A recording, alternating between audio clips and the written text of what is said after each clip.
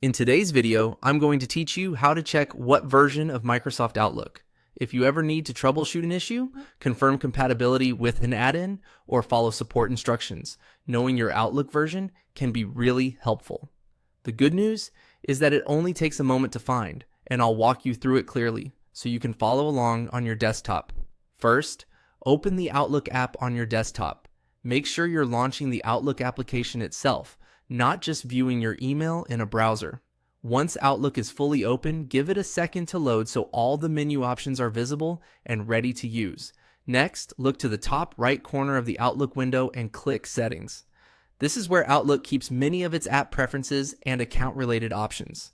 If your screen looks slightly different, that's normal, since the layout can vary a bit depending on your update version or display size.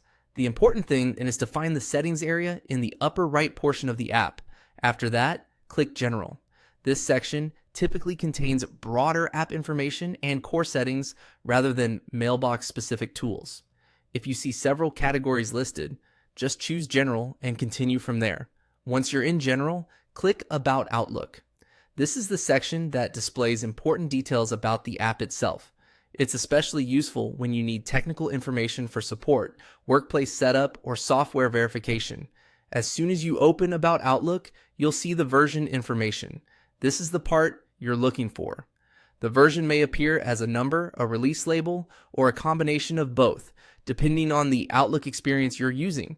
Take a moment to review it carefully so you can reference the correct version if needed.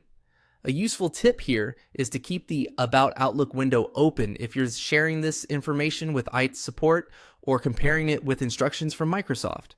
That way, you can avoid misreading the version number. If you're updating documentation for yourself or your team, this is also a good time to copy it down exactly as shown. And that's it. Once you know where to look, checking your Microsoft Outlook version is quick and easy.